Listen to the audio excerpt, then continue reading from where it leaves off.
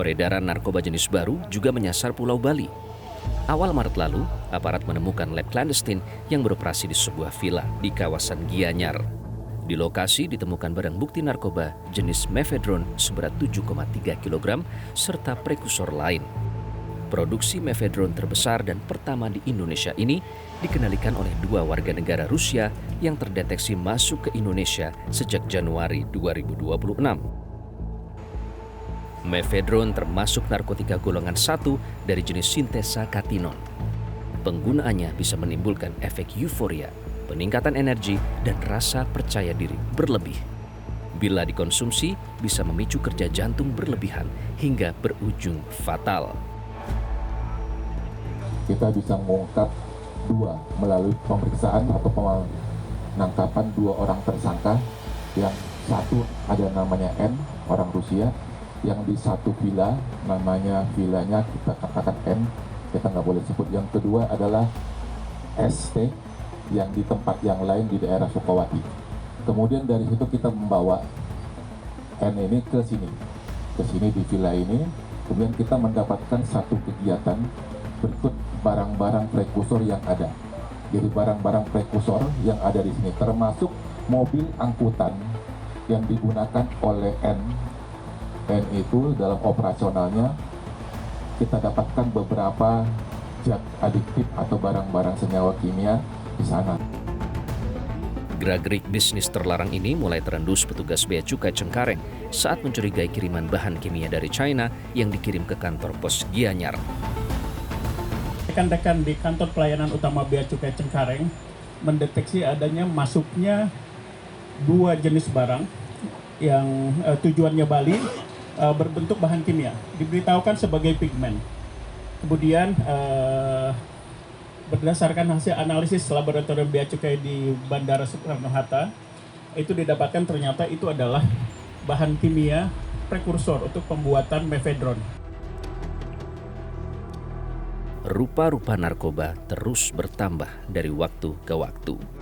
Demi ilusi dan euforia sesaat para pemadat, kasus penyalahgunaan obat dan zat terlarang terus meningkat. Salah satunya adalah gas nitrous oxide atau N2O yang kerap disalahgunakan untuk memancing rasa senang berlebihan. Itu sebabnya sering disebut dengan gas tertawa. Di Inggris, zat hirup ini menjadi zat terlarang ketiga yang paling sering disalahgunakan. Itu sebabnya penjualannya diatur sangat ketat. Sementara di Indonesia, penyalahgunaan gas N2O mulai marak sejak tahun 2024. Produknya dijual bebas, salah satunya bermerek dagang Whipping. Hingga akhirnya praktek ilegal tersebut dibongkar oleh Direktorat Tindak Pidana Narkoba Bareskrim Polri pada April lalu. Di lokasi pabrik, penyidik mengamankan 15.000 tabung Whipping.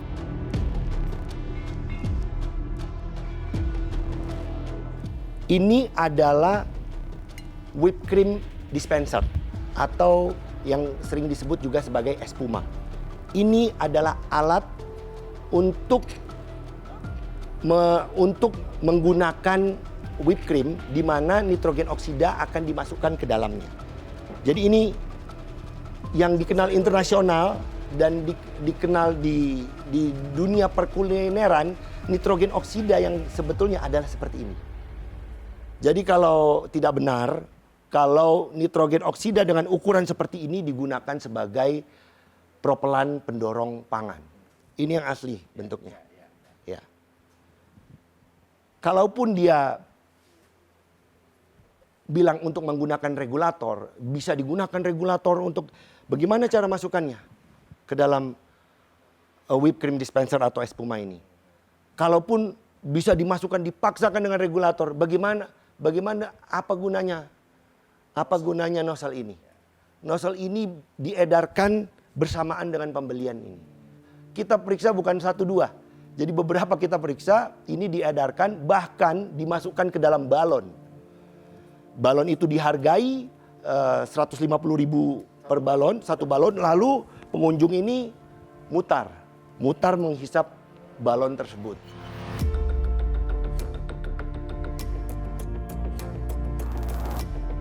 Namun, tudingan disangkal oleh pihak tersangka. Kuasa hukum beranggapan kliennya tidak bisa dijerat dengan Undang-Undang Kesehatan. Persangkaan yang dituduh pada klien kami dengan menggunakan pasal 435 Undang-Undang Kesehatan itu kurang tepat. Kenapa? Karena 435 Undang-Undang Kesehatan itu bicara tentang sediaan farmasi dan alat kesehatan. Sehingga kami mau mencari tahu apa alasan dan dasar sehingga produk whipping itu bisa diidentikan dengan sediaan farmasi. Itu yang kami mau cari tahu melalui proses gelar perkara khusus itu.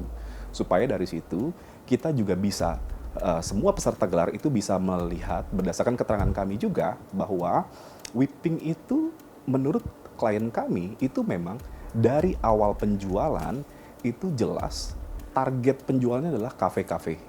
Klien kami selaku penjual ya sudah dia hanya menjual, kalaupun pihak pembeli itu menyalahgunakan itu sudah di luar kewenangan klien kami. Meskipun tidak termasuk jenis narkotika, menghirup gas N2O menimbulkan efek yang mirip dengan penggunaan narkoba. Itu sebabnya Badan Pengawas Obat dan Makanan menyatakan perang terhadap gas tertawa. Progres Badan POM ingin menyamakan statusnya ini dengan ketamin.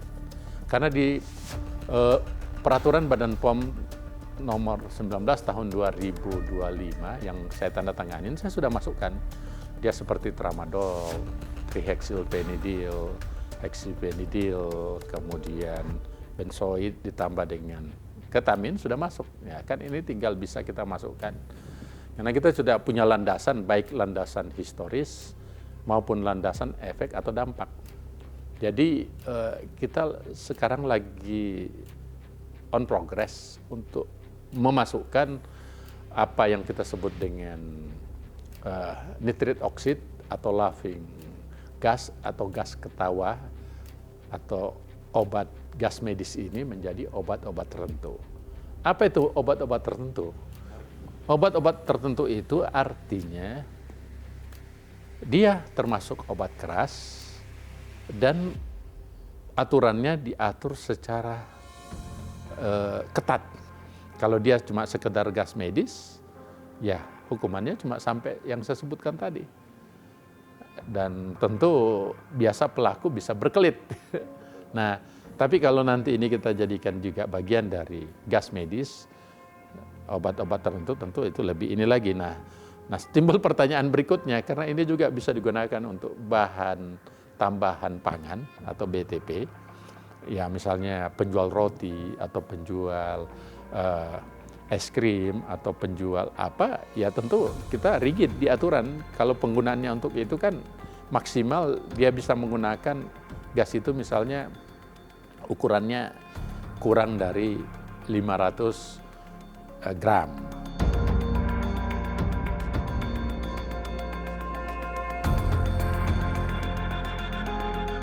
Rupa-rupa wajah narkoba kini kian marak. Jejaring sindikat narkoba terus bergelayut di negeri ini, membelenggu masa depan anak-anak bangsa. Jangan lagi ada toleransi, babat habis industri madat di Indonesia. Metro TV. Jelajahi cara baru mendapatkan informasi. Download Metro TV Extend sekarang.